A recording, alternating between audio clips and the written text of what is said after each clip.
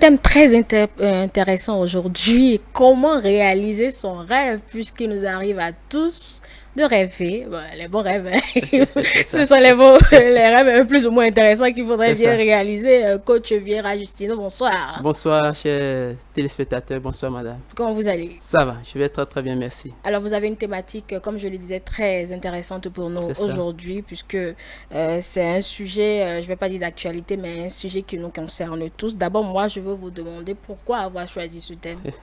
Merci beaucoup. Vous savez, c'est plus ou moins pertinent de parler des rêves, mais autant intéressant lorsqu'il s'agit des rêves réalisés. Voilà aujourd'hui un concept qui est en train d'être développé un peu partout sur les réseaux sociaux. Et aujourd'hui, quand on parle de rêves réalisés, on pense plus au slogan de l'entrepreneur Régis Roukono. Mais en réalité, ça va au-delà. D'accord? Nous ne pouvons pas nous contenter d'un slogan qui, je dois le préciser, Régis Roukono, un entrepreneur du centre de promotion de l'entrepreneuriat que je dirige. Mais rêve réalisé va au-delà. Il faut y comprendre d'abord le sens de la vision, le sens de la mission et enfin le sens de la réalisation. Cela implique un processus et c'est justement ça qui justifie la pertinence, l'opportunité de ce thème rêve réalisé. Et on saura démarrer sans comprendre ce que c'est qu'un rêve pour être sûr d'être sur la même longueur d'onde. C'est quoi Merci. un rêve? Merci beaucoup. Lorsqu'on parle de la définition d'un rêve, il faut partir de la étymologie. Et c'est d'ailleurs le plan que je vais suivre pour expliquer aux téléspectateurs le sens du rêve. Du point de vue étymologique, le rêve vient de res evadere, du latin. Res evadere, qui veut dire s'évader.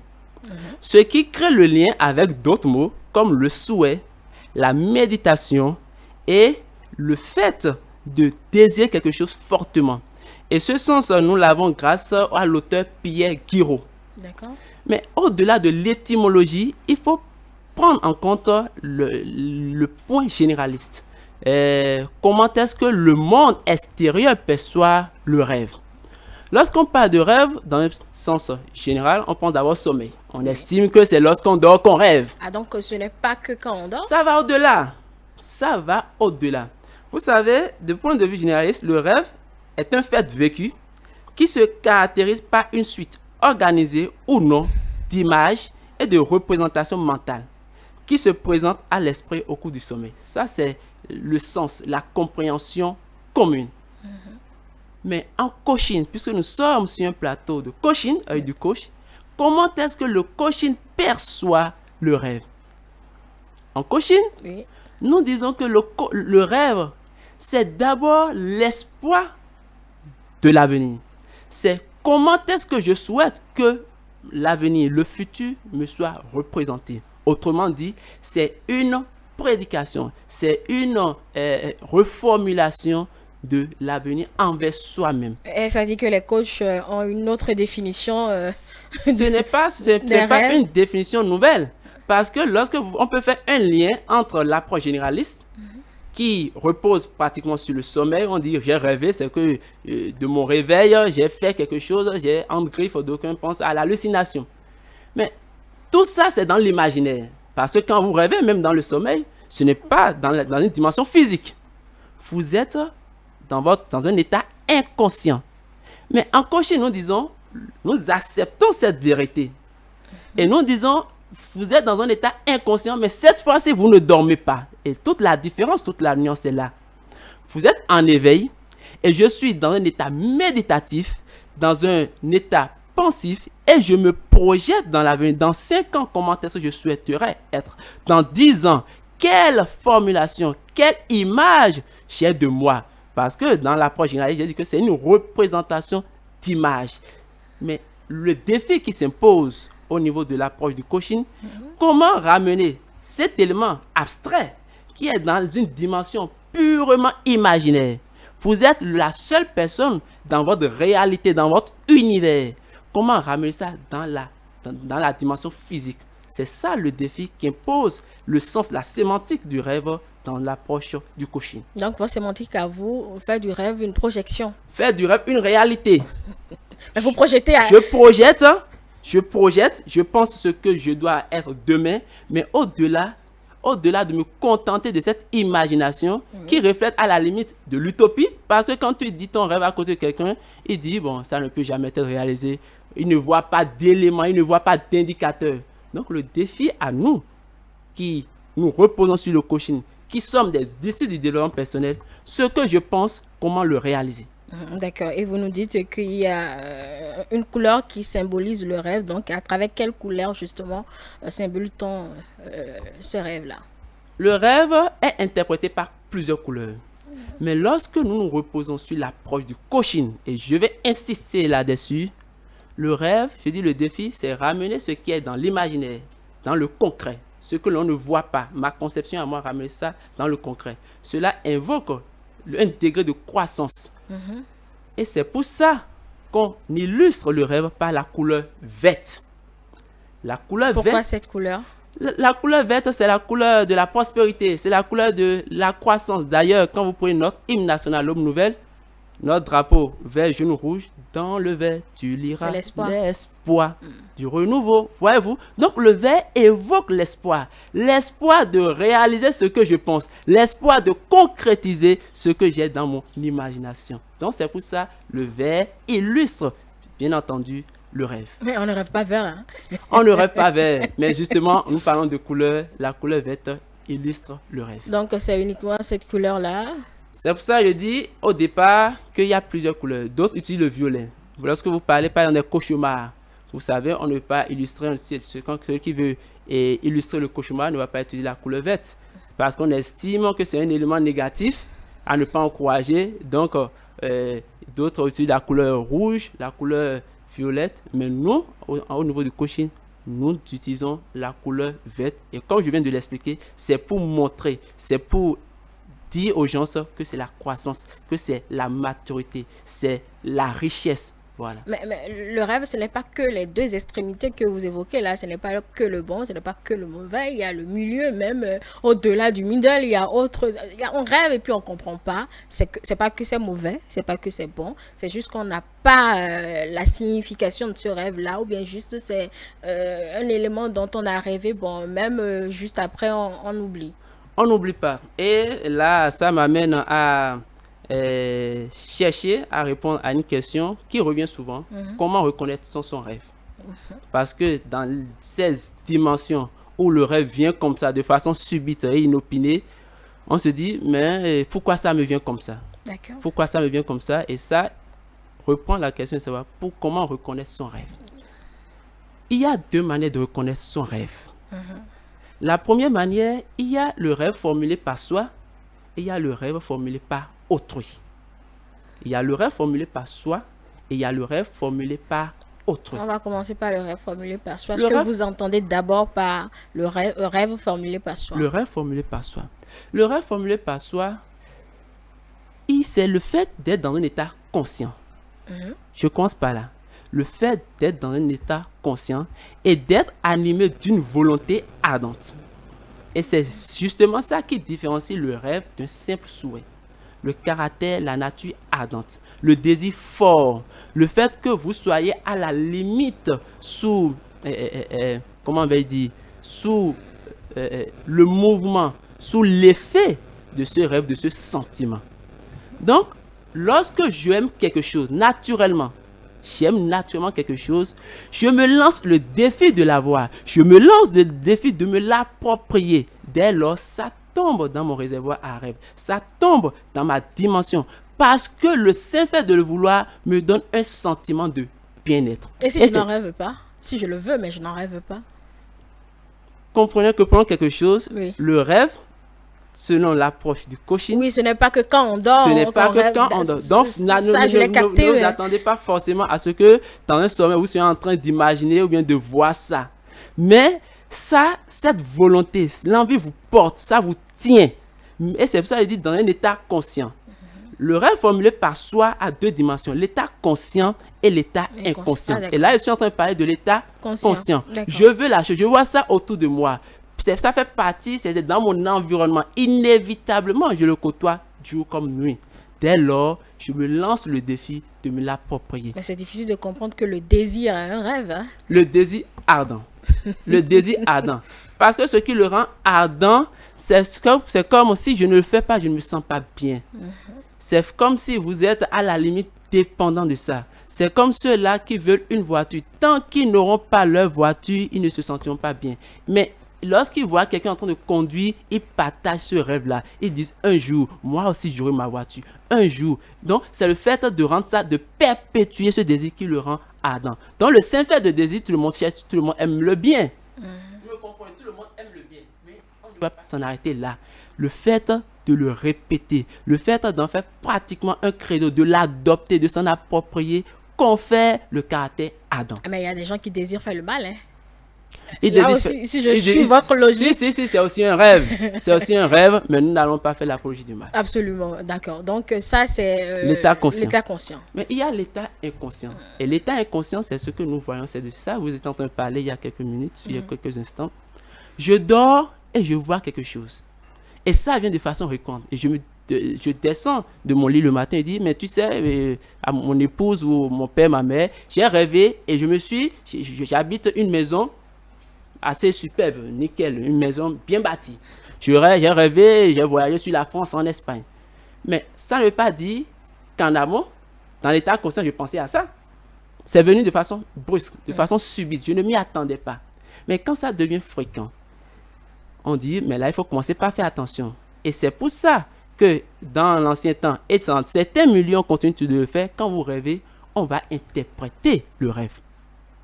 On passe à l'interprétation du rêve.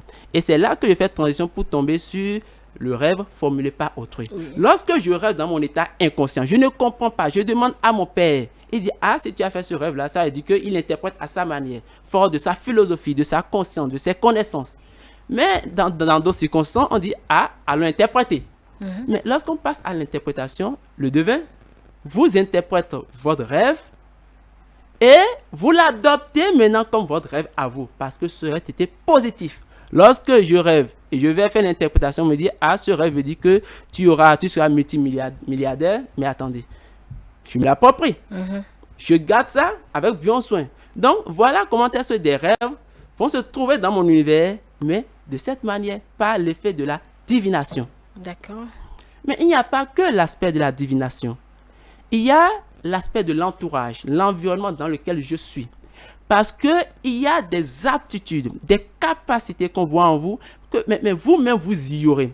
Et c'est seulement votre environnement qui attire votre attention là-dessus. Mais toi, la manière dont tu chantes, ne serait-il pas mieux d'aller faire une école de musique? La manière dont tu joues dans le quartier, ne serait-il pas mieux d'aller faire une école de foot?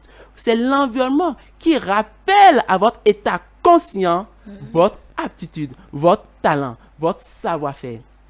Et là, c'est la formulation du rêve par autrui, mais partant de l'environnement. Et cela revient à quoi? Revient à une simple métaphore, c'est comme le grain. Lorsque je mets le grain sous terre, personne ne voit ce grain parce qu'il est bien entendu sous terre. D'accord. Ça, c'est le rêve à l'état invisible. Et c'est ça qui confère au rêve l'aspect imaginaire. Mais le défi, c'est d'amener ce grain pour que ça germe, pour que ça devienne arbuste, pour que ça devienne arbre et que ça devienne maintenant, que ça porte maintenant des fruits. Et c'est là le rêve réalisé. D'accord. Et on va passer au second rêve dont vous parliez. Je pense que c'est le rêve non voulu.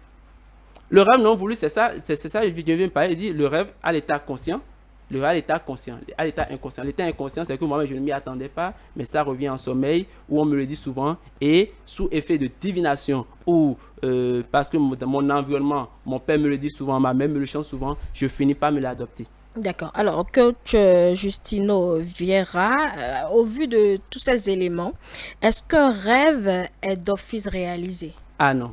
Ah non. Là, ma réponse est catégorique, ce n'est pas d'office. Et que deviennent alors nos rêves? Le rêve, lorsque je rêve, je viens d'identifier. Donc, partons d'au-delà, l'identification du rêve. Et par analogie, je dirais l'identification du grain. Parce que je dis, le grain mis sous terre n'est pas vu. Et ça, c'est le rêve. Rêve réalisé, c'est amener ce grain mis sous terre jusqu'à ce que cela ne porte des fruits. Oui. Pour que ça soit visible, ça soit perceptible au regard de l'environnement, de la communauté. Mais lorsque le grain est là, ça peut revêtir 4 aspects. Nous allons Est-ce dire que qu'on illustrait ce que vous dites là? Grain qu'on met sous terre, ça peut paraître un peu compliqué à cerner. On va illustrer pour être sûr de se je comprendre. vais partir de cette métaphore parce que l'exemple sur lequel je vais m'appuyer pour développer mon argumentaire Oui. évoque le grain. Vous savez, Non, prenez un rêve, là on va l'illustrer, on est sûr de vous comprendre. Hein. lorsque nous prenons la Sainte Écriture, je prends l'exemple de la Sainte Écriture parce que beaucoup pensent que le coaching est opposé à la Bible. Or, la Bible, avant tout, c'est un livre de développement personnel. La preuve, on dit parole de vie et non parole de religion. Et un peu plus loin, lorsque vous prenez Matthieu 13, verset 4-8, cela montre bien entendu les 4 aspects que peut revêtir un rêve. Le premier, lorsque vous prenez ce passage, ça fait allusion aux paraboles du semeur. Il fallait me dire pour que je vienne avec une Bible, coach. Là, je suis sûr de vous suivre. Mais justement, chacun les téléspectateurs ont la Bible sur leur portable ou quelque part, ils vont certainement nous suivre. Ou peut-être après l'émission même, pour le chercher. Voilà. Mais quand nous prenons l'illustration, l'exemple du grain, pour vous y revenez. D'accord. On dit, la première catégorie, il y a des grains qui tomberont au bord du chemin et les oiseaux viendront manger ces grains-là. Donc ces grains-là n'auront pas la chance de grandir. C'est pour dire qu'il y aura des rêves que vous aurez, mais ces rêves malheureusement ne vont pas se réaliser. Ah, ça c'est transposé dans votre coaching à vous, Voilà. parce que c'est pas comme ça que les religieux l'interprètent. Hein. C'est pour ça que nous ne faisons pas de la religion. Il faut que c'est justement pour ça beaucoup ont du mal à évoluer dans la vie. Non, je souhaiterais juste que vous précisez que cette parole-là, emmenée dans votre dimension à vous, l'interprétation que vous lui donnez. Bien entendu, c'est ça, il dit, lorsque je m'appuie pour développer mon argumentaire, je m'appuie sur cette partie, sur ce passage de la Bible. Matthieu 13, versets 4-8. Et je dis maintenant, le rêve peut revêtir 4 aspects. Premier aspect, parlant de grains, si je prends l'exemple de la Bible, les grains tombent au bord du chemin. Les oiseaux viennent et les mangent. Ça veut dire que ce grain n'aura pas la chance de prospérer. Oui. Et il faut que les téléspectateurs restent dans ma logique. Le rêver, c'est mettre un grain sous terre et s'attendre à ce que cela porte des fruits. C'est ça, rêve réalisé. Nous partons de là, nous partons de cette base. D'accord. Entendons-nous bien. Mais il y aura des rêves qui n'ont pas la chance d'être réalisés parce que aussitôt tombés, aussitôt manifestés, il y a des gens dans votre environnement qui vont aussitôt l'avaler, qui vont vous faire croire que c'est un rêve qui ne peut jamais être réalisé, que c'est de pure utopie, que c'est de la chimère. C'est ça de quoi on parle. Et comment va-t-on qualifier ce type de rêve? On va dire que ce sont simplement des rêves brisés. Parce qu'on va vous y détourner. D'accord. Et ça, c'est la première catégorie. Mais à part le rêve brisé, il y a les rêves abandonnés. Les rêves abandonnés, toujours si je me repose sur mon passage pour être constant dans mon explication, d'autres grains tombèrent sur un seul rocailleux.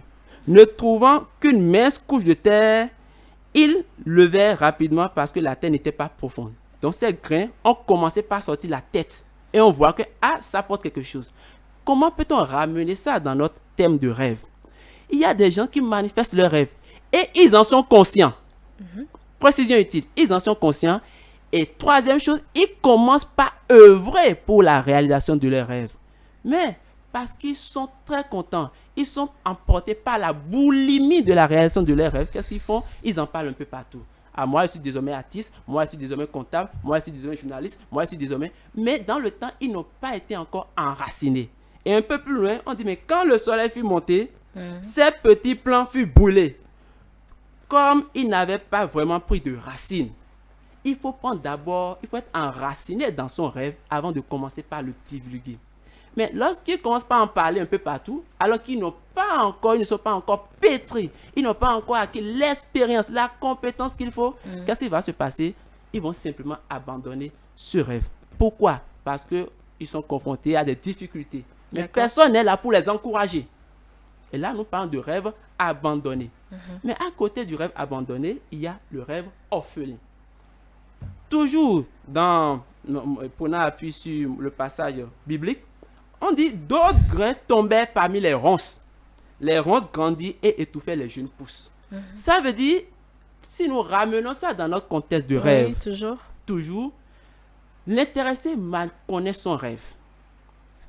Premier élément, il commence par œuvrer pour son rêve.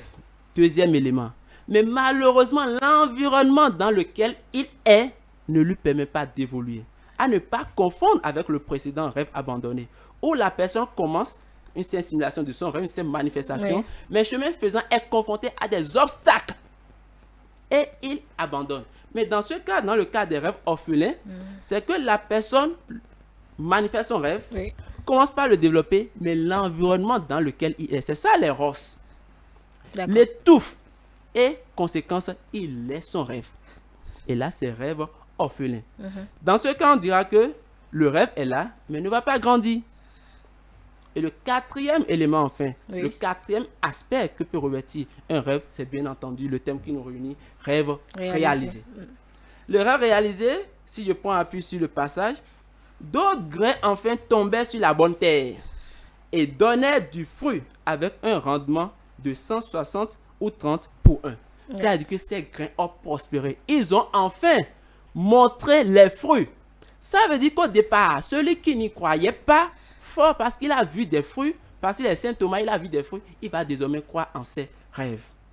Pour me résumer, le rêve brisé, le grain existe, donc le rêve existe, mais malheureusement, ce rêve ne va pas durer et ce rêve ne grandira non plus. Rêve brisé. Le rêve abandonné, le rêve existe. Le rêve grandit, mais le rêve ne durera pas. Parce que chemin faisant, son porteur est confronté à des difficultés. D'accord. Le rêve orphelin, le rêve existe. Le rêve dure. Parce que lorsque les ronces étouffent le rêve, ça ne veut pas dire que c'est détruit. Mais seulement qu'il n'aura pas la respiration, l'oxygène nécessaire pour grandir. Donc, il est là, tout petit, au milieu des ronces. C'est pour ça que vous allez voir des gens, même à 60 ans, à 80, à 90, ont toujours le sentiment qu'ils n'ont pas réalisé leur rêve. Malgré leur richesse, dit, ce que je veux être dans ma vie, je n'ai pas pu. Et conséquence, parfois, on dit, toi, mon fils, tu vas achever. Parce que le parent sait, malgré son âge, que son rêve est là. Seulement que le rêve a été étouffé par des ronces. C'est ça le rêve orphelin. Donc ce rêve existe, ce rêve dure dans le temps, mais ne va pas grandir. Et enfin, bonne nouvelle, on a les rêves réalisés, rêves qui existent, rêves qui durent, rêves qui grandissent. D'accord. Et comment on réalise les rêves? Puisque c'est ça qu'il faudrait qu'on explique aux téléspectateurs. Justement, comment on réalise ces rêves? La réalisation des rêves repose sur 4 éléments. Premier élément, l'identification du rêve. Sénèque dit, il n'y a point de vent favorable à celui qui ne sait où il va. Lorsque vous ne connaissez pas votre rêve, qu'est-ce que vous voulez réaliser? Conséquence, vous allez naviguer toute votre vie. Et c'est pour ça, quand vous prenez le CV de certaines personnes, on voit qu'ils naviguent un peu partout.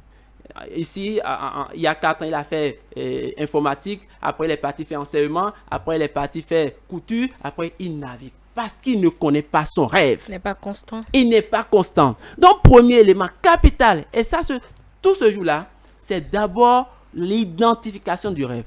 Mais lorsque je connais mon rêve, il faut maintenant le protéger. Et vous voyez, le coaching n'est pas une invention. Le coaching, c'est d'abord notre tradition. Nos parents, quand ils mettent un grain sous terre, qu'est-ce qu'ils font? Dans les villages, ils couvrent ce grain-là. Dans les maisons, vous voyez, quand on met un grain sous terre, on cherche quelque chose pour couvrir, pour que le soleil ne l'étouffe pas. Donc, vous devez protéger votre rêve contre les dévastateurs, ceux-là qui vous feront croire que ce sont des rêves utopiques, que ce sont des rêves chimériques, que ce sont des rêves irréalisables. Donc, deuxième élément, protéger son rêve. Et Victor Hugo dira, pour vivre mieux, il faut rester loin des projecteurs. Lorsque vous voulez vraiment passer à la réalisation de votre rêve, il faut d'abord planifier. Planifier, c'est mettre de la discipline. Mais si on doit rester loin des projecteurs, on a besoin forcément d'autres personnes pour nous aider à faire pousser ce grain mis sous terre. L'oiseau n'est grand, on est plus grand que dans son plumage. C'est pour dire quoi? Lorsque je porte mon rêve, je m'associe à ceux-là qui nourrissent la même vision que moi. Non, mais on n'est pas tous devins. Non, vous savez, mais attendez, l'être humain est doté de la raison. Et fort de cette raison, on a la capacité, je dis même le pouvoir, de connaître celui-là ou celle-là qui pourra nous aider à réaliser notre rêve. Pour mieux me faire comprendre, lorsque je vous présente mon rêve, les propos, l'interprétation, le décryptage, l'analyse que vous allez en faire me montrera si vous êtes pour moi une personne donc positive ou une personne donc négative. Et si vous êtes donc négative, moi je m'écarte de vous, je prends mes distances. Donc, lorsque j'identifie mon rêve, je protège mon rêve. Absolument. Et je planifie. Il ne s'agit pas d'inventer, il ne s'agit pas d'aller à la tout vite, mais il s'agit de planifier. Et dans cette planification, ça doit suivre un temps. Et le rêve a des carrefours. Et c'est ça que nous appelons les objectifs. C'est ça que nous appelons des objectifs. Dans 5 ans, je dois. Dans 10 ans, je dois. Dans 15 ans, je dois. Donc, vous n'allez pas rester ici aujourd'hui, 30 juin 2021, et dire que dans 5 ans, ou bien dans 20 ans, dans 30 ans, non, il faut être réaliste. Rêve réalisé ne veut pas dire être là, s'enfermer dans de l'utopie ou dans des considérations de positivisme sans base concrète. Donc, pour être sûr de vous comprendre, C'est ça. mon rêve doit d'abord être réalisable, c'est cela? Par moi-même. Pas planifié. Par soi-même. Par soi-même. Parce que le rêve doit être smart, spécifique, mesurable, atteignable, réalisable et temporel. Donc, nous qui avons la folie des grandeurs, quand on rêve grand, on n'a aucune chance de les réaliser. Mais si vous ne soutenez pas votre rêve, aussi grand qu'il soit, par des éléments objectifs, mais attendez, il n'y a pas de la magie.